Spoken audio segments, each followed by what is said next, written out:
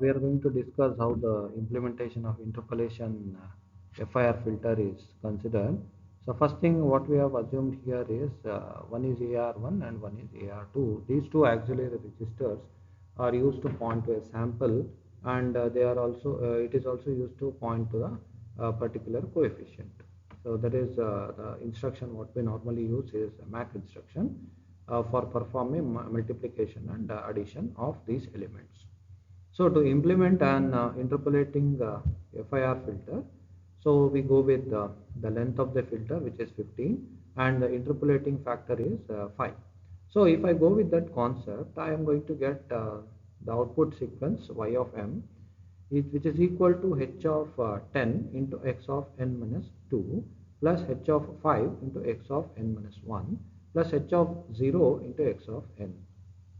Similarly, if I go on increasing the value of m, that is the next value of output y of m plus 1, then this changes to h of 11, and this changes to x of, this remains same, x of n minus 2 plus h of 6. So this changes to h of 6, the next filter coefficient, into x of n minus 1 plus h of 1 into x of n. So this remains the same for y of m plus 1 till m plus 4, where m is 5n because we have taken the interpolating factor is 5, and h of 0 till h of n, they are the filter and they are stored in the data memory, which is in the order 4, 9, 14, 3, h8, 13, 2, 7, 12, 1, 6, 11, h of 0, h of 5, h of 10. So this is the arrangement of the storage of these coefficients in the data memory, and it is in this particular order because they are always stored in order to multiply it with x. Then x of n, x of n minus 1 and x of n minus 2 are the signal samples, which are normally integers. They are used to compute the 5 output samples, that is the next 5 output samples. The input samples are obtained from a file and placed in memory starting at the address in samples. So this is how the input samples are obtained from a file. File is nothing but a register file. So in a register file, we have set of auxiliary registers, and these values are stored in the auxiliary register, and they are pointed by this auxiliary register, which acts as a pointer for a memory block. Then the computed output samples are placed starting at data memory location out samples. So this is the address which is specified as in samples for the input samples, and this is the uh, label what we use for output samples as out samples. So this is the code what we specify for interpolation. So memory map register, then defining a space and considering the samples and input data, we take it as incoming data, and we take it as input samples. Then we have output samples. So these are the labels what we normally choose, and sample count and coefficient. So this is the label which is used to represent coefficient, and the filter coefficients are stored in this order. I told you h of 4, h of 9 initially, h of 3, h of 8 next, and so on. So this is a word representation of 2560, which is h of 4. Now considering that h of 12, h of 11, h of 10, so here we are going to represent those filter coefficients, h of 2, h of 7, then filter coefficients h of 1 and h of 6, and h of 11, and again 512 for h of 0, 3072 for h of 5, 2560 for h of 10. So these are the coefficients what we consider. Then interpolation factor minus 1. We know that already always the interpolation factor is represented as L, and whatever operation is done based on interpolation factor, so that is zero sequence obtained or zero inserted sequence obtained, that is based on the filter coefficient. So it is interpolation factor minus 1. Then interpolating factor is again that is minus 1. So this is what we consider interpolation factor, and this is interpolation number of coefficients. Then selecting a sign extension bit. Then AR6 is pointing to input sample, AR7 is pointing to input sample minus 1. Then AR5 is pointing to the output sample. So I already mentioned that in samples are used to represent input samples, out samples are used to represent out samples. Then we are going to reset output samples memory, and we are going to consider AR5, which is pointing to the output sample, AR3 again, which is pointing to the current input sample. Then repeat this, reset the input sample. Then this is one loop what we consider for AR2 pointing to the last coefficient and interpolation factor minus 1. So this instruction, whatever we are going to use, this instruction is going to store the content of AR2 as the last coefficient and AR4 as the interpolation factor minus 1. So if it is 5, it is AR4 is going to store 4 in it. Then AR3 is pointing to the last sample. So this is what we consider for AR3. And AR1 is samples which is being used here, which is NM1. That is the sample what we normally use. We have already taken as a label. Then we are clearing the accumulator. Now we are going to compute the interpolated sample. So MAC AR2 minus AR3 minus 8. So this instruction will perform the content of AR2 multiplied with the content of AR3, and the content of accumulator gets added with the product of AR2 and AR3, and the result is stored in the accumulator A. Then we are going to point to the next coefficient. The same operation is done with the next coefficient until the loop is terminated. Then we are going to store the interpolated sample. Then the sample is delay is introduced in the between a sample, that is generating a sample array. Then repeating it until the coefficient value is turned to 0. Then we are going to get the next sample. Then we are going to place it in a sample buffer, and we are going to repeat it until we get the all product terms from the sample and the coefficient. Then similar process is followed in a decimation filter or a decimation process. So the decimation filter is used to decrease the sampling rate. The decrease in the sampling rate can be achieved by simply dropping the samples. I already discussed that earlier. By dropping the samples, we are going to obtain the decimated sequence. So for example, if other sample of a sampled sequence is dropped, the sampling rate of the sequence will be half of that original sequence. Normally, if we have 10 samples in a sequence, and out of 10 we are going to drop 5 samples, it means that the sampling rate is reduced to half, because out of 10 only 5 samples are left after dropping 5 samples. So the problem with the dropping sample is that the new sequence may violate the sampling theorem. So that is the drawback of decimation process.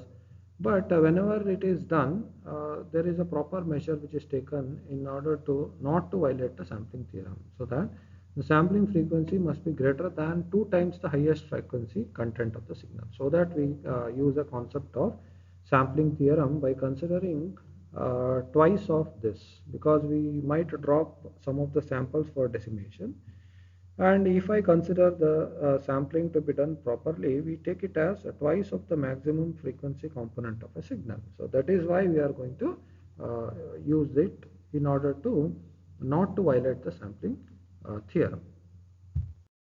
Then so we are going to see that the signal to be decimated is first filtered using a low pass filter. So that is the first part of a decimation process, and the cutoff frequency of the filter is selected such that it is less than half of the sampling frequency, which is the final sampling frequency. Then the filtered signal which is obtained has to be decimated by dropping a sample. Next, the samples that are to be dropped need not to be computed at all. So if the samples are dropped, there is no need of identifying the interpolated sequence of such samples, decimated sequence of such samples. Thus, the implementation of a decimator is just a FIR filter. So this is similar to FIR filter. So this is the process involved in decimation. X of n is the input and it is passed through a low pass filter resulting in Y of n.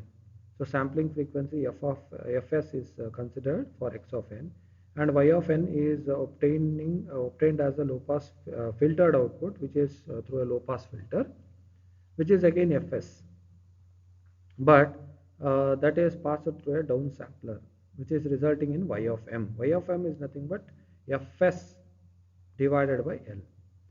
So here we are dividing Fs by L so that the decimation process is done, whereas in interpolation we are multiplying it by L. So L into Fs.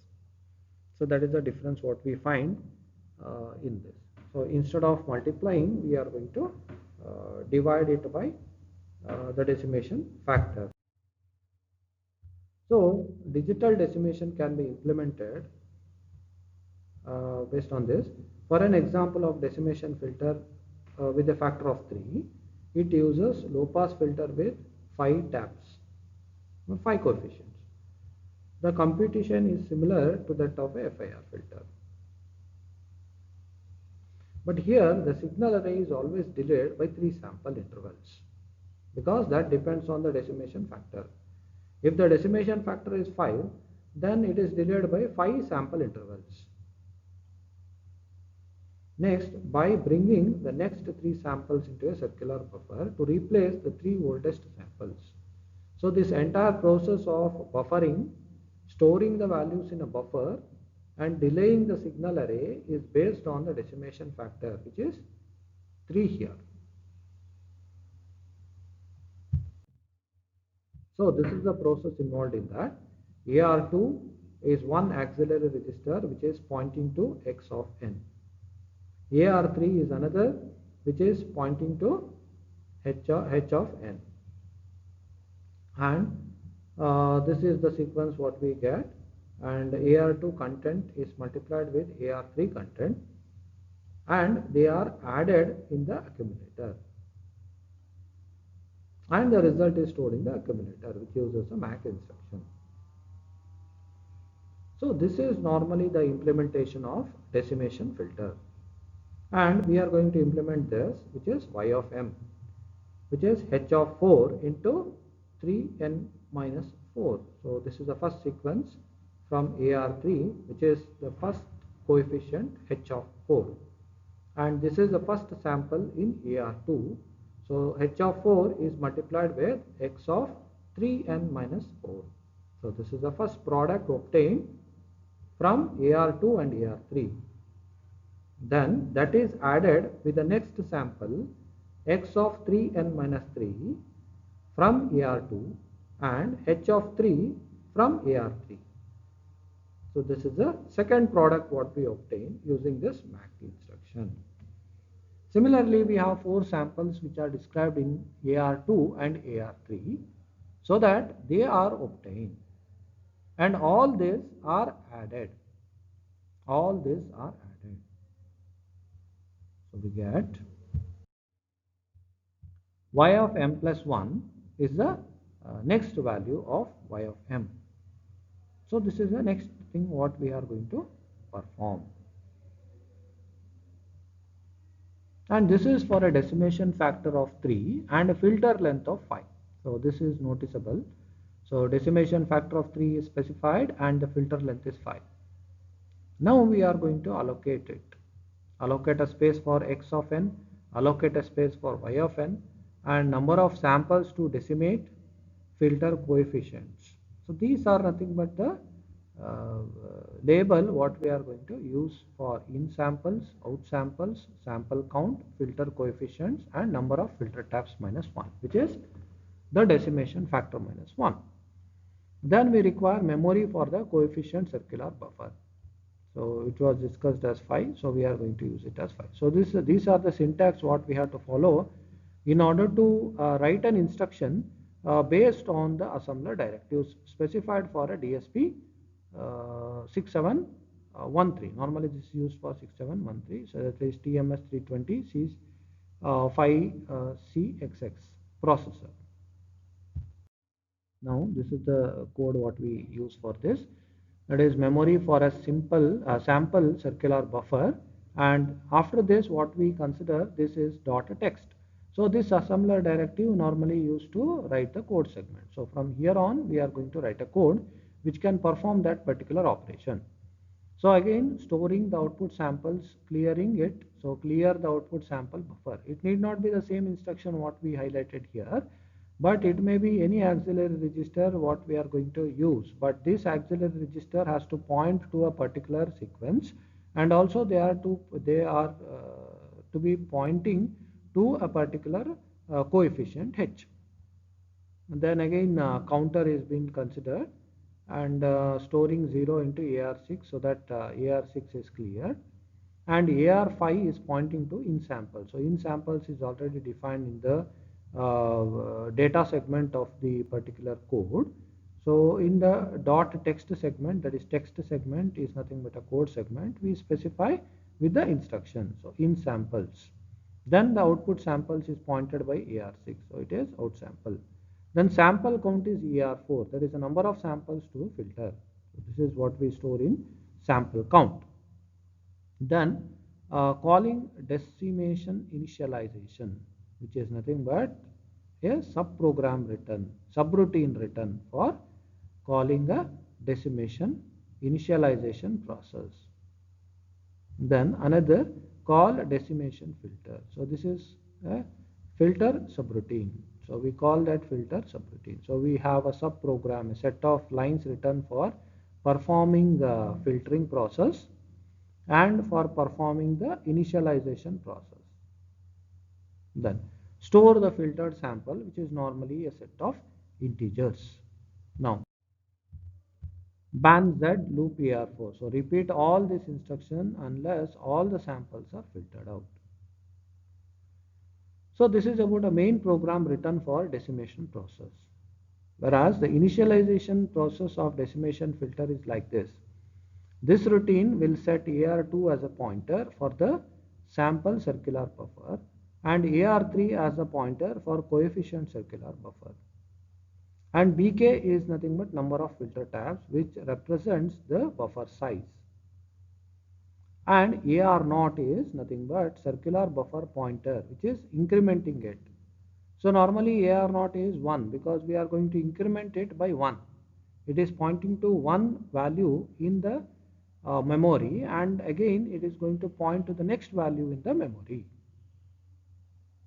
So this is the decimation filter initialization routine. The same thing is used in the program, whereas we call this digital filter decimation filter initialization routine.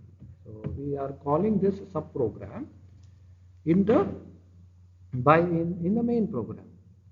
A similar process is used for calling the filter routine in the main program, which was discussed as FIR underscore routine.